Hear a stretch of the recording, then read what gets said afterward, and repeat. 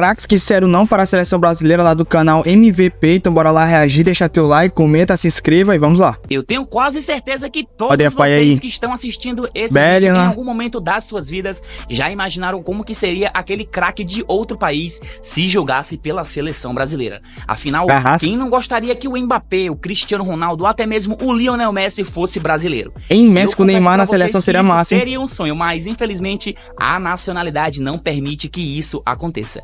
Porém, no vídeo de hoje eu vou trazer alguns craques e grandes jogadores que poderiam sim ter jogado pela nossa seleção e talvez até ajudado a conquistar outra Copa do Mundo, mas não fizeram isso e optaram por jogar por outra seleção. Muito prazer, o meu nome é João Victor, esse daqui é o canal do MVP e eu espero que vocês gostem do vídeo. Iniciando a nossa lista pelo centroavante Diego Costa, que nasceu em Lagarto, Sergipe. E antes mesmo de estrear no futebol profissional, o Diego Costa foi jogar no futebol português, tendo destaque com a camisa do Braga e posteriormente sendo comprado pelo Atlético de Madrid.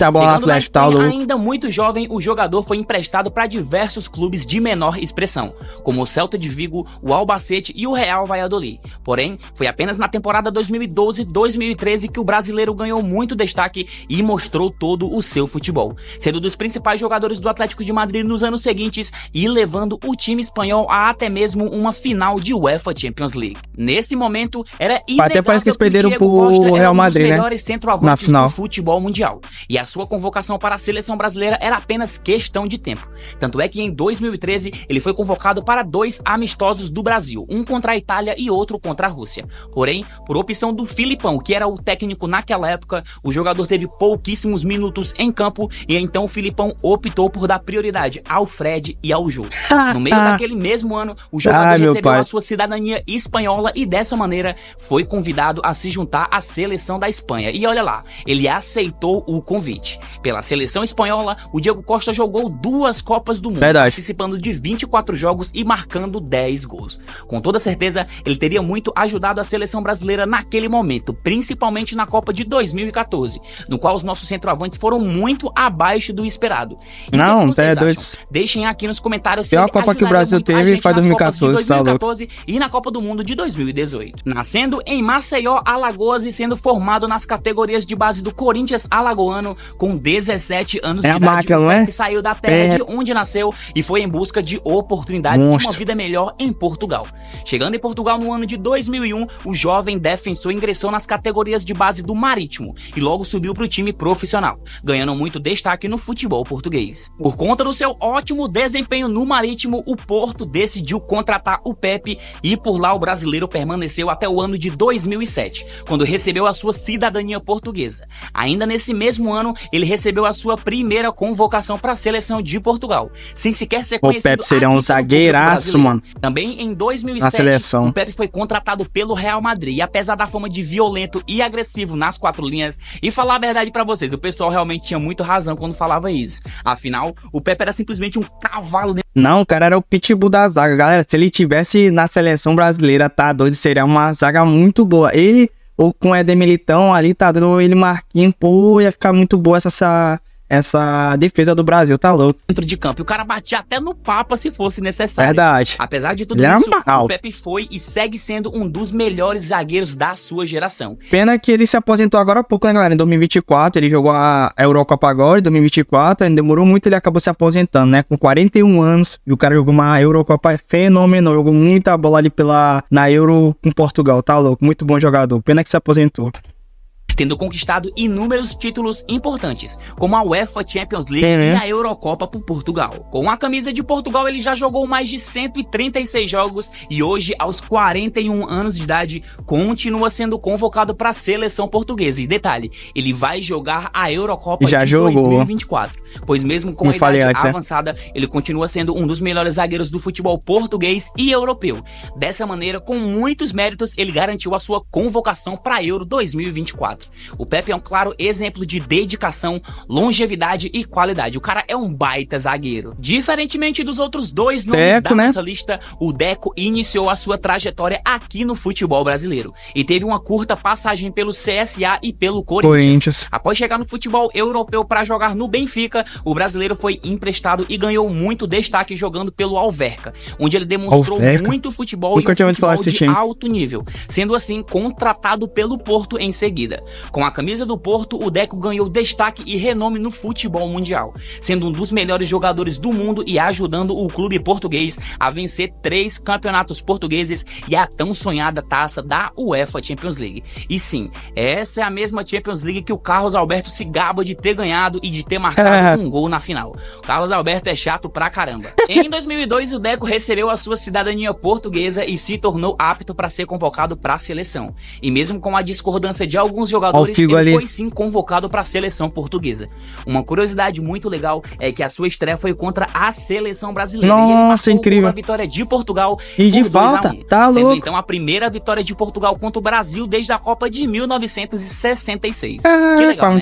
Desde então, o Deco quase sempre foi titular absoluto na seleção, sendo meio que um meia ofensivo, fazendo muito a função de chegar na frente da área, ou dar assistência, ou marcar o gol. Apesar da sua convocação ter sido muito criticada no início, o Deco acabaria se tornando um dos destaques da seleção portuguesa ao longo dos anos, tendo jogado 75 jogos por Portugal. Todos sabem que o Deco foi um dos melhores meias da sua geração, fazendo história e conquistando muitos títulos pelo Barça, pelo Chelsea e pelo Fluminense. Imagina se ele fosse brasileiro, um craque desse calibre com a camisa da seleção brasileira, até que cairia bem, hein? O que vocês acham? Iniciando a sua carreira nas categorias de base do Hellas Verona, o Jorginho veio ganhar destaque a partir da temporada 2013-2014 com a camisa do Napoli, quando ele ajudou o seu clube a conquistar a Copa da Itália e a Supercopa da Itália naquela temporada. Ainda assim, se tornou rapidamente um dos melhores meias do futebol italiano.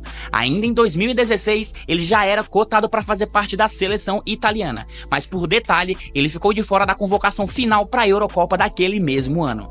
No ano de 2017, o Jorginho tinha a alternativa de escolher entre a seleção italiana e a seleção brasileira, optando pela Itália, o que deixou muita gente aqui do Brasil chateado com a sua escolha. É verdade. Posteriormente, o Jorginho explicou a sua escolha, dizendo que até foi uma decisão fácil para ele, já que a seleção brasileira nunca deu uma oportunidade sequer para ele mostrar o seu futebol. Em 2020, o Jorginho conseguiu ser campeão da Eurocopa com a Itália, e apesar dele ter ficado de fora das últimas 2 edições de Copa do Mundo, ele ainda segue sendo um dos grandes nomes da seleção italiana atualmente. Na opinião de vocês acham que ele fez falta para nossa seleção, ou vocês acham que realmente ele não tinha nível para ser titular? Deixa a opinião de vocês aqui nos comentários. Fez falta assim, que o meio de campo do Brasil é ruimzão, é doido, vai ajudar demais, tá louco? Principalmente agora na Copa de 2022 a gente viu como é que tava o meio campo do Brasil, tava uma coisa muito feia, tá louco? Thiago Alcântara, o Thiago nasceu na Itália, na época que o seu pai jogava no Lecce. O Thiago, durante muitos anos, jogou nas categorias de base do Flamengo e sempre foi considerado um fenômeno total, pois assim como seu pai, o cara era um craque desde muito jovem. Por ter pai e mãe brasileiros, o Thiago possuía cidadania brasileira, além de possuir cidadania espanhola, que adquiriu após ter passado uma boa parte da sua infância da Espanha. E em 2005, aos 14 anos de idade, ele se mudou para as categorias de base do Barcelona, subindo ao time profissional com apenas 18 anos de idade. Mesmo tendo nascido na Itália e sendo filho de brasileiros, o Thiago se identificou com a Espanha, muito pelo fato de atuar desde os 14 anos de idade. Galera, ele tinha como escolher 3 seleções, né? A Itália, a Espanha e o Brasil. Caraca, que louco, mano. No Barcelona. Pelas categorias de base da Espanha, ele conseguiu conquistar muitos títulos. Ainda em 2011, ele recebeu a sua primeira convocação para a seleção principal da Espanha e era tido como o substituto natural de Xavi e Iniesta no Barcelona. O caso de Thiago Alcântara é muito emblemático, pois ele é filho de uma lenda da seleção brasileira, além de se tornar um dos melhores jogadores do mundo da sua geração. Verdade, jogou muito bom. O Thiago fez história com a camisa do Bayern de Munique, se tornando ídolo máximo com a camisa do clube alemão. E pelo Liverpool também, né? Ausente de tantos talentos no Brasil, perder o Thiago Alcântara foi um choque enorme para os torcedores brasileiros. Pessoal, imagina o Thiago Alcântara na meiuca da seleção. Isso seria inacreditável de bom, hein? O que é que vocês acham? Pena, galera, que ele se aposentou cedo, né? Acho que ele se aposentou com 34, foi 33 anos, por aí nessa faixa de idade aí. Atualmente aí ele tava no Liverpool, ele acabou se aposentando agora para virar auxiliar técnico de algum outro técnico aí do futebol mundial. Então, tipo, eu queria muito que ele tivesse escolhido a seleção brasileira, porque seria um jogador que ia cair muito bem na seleção brasileira, tá louco? Deixem aqui nos comentários se vocês já sabiam de todo mundo aqui dessa lista, e se vocês não sabiam de algum, deixe aqui nos comentários, porque eu gosto de saber qual que eu ensinei pra vocês. Também, se vocês querem ver a parte 2, deixa aqui nos comentários, faltou esse jogador, faltou tal jogador, deixa tudo aqui nos comentários, beleza? Antes de sair do vídeo, já deixa o seu like, já se inscreve pra continuar me incentivando a trazer mais e mais conteúdos igual esse. Também, se você gostou desse vídeo, assiste aos outros vídeos aqui do canal, porque estão tão bons quanto esse, e isso eu posso garantir, beleza? Muito obrigado pela sua audiência, meu nome é João Victor, esse daqui é o canal. Então é isso aí, galera, o vídeo de hoje. Eu espero que vocês tenham gostado. Comenta aqui embaixo qual foi o jogador que você não sabia que tinha dito não para a seleção brasileira. Eu quero saber a sua opinião, então deixa nos comentários. Deixa teu like no vídeo, se inscreva no canal, me siga também no Instagram que vai estar aqui embaixo. E é isso, obrigado por ter assistido, valeu, até a próxima. Fui!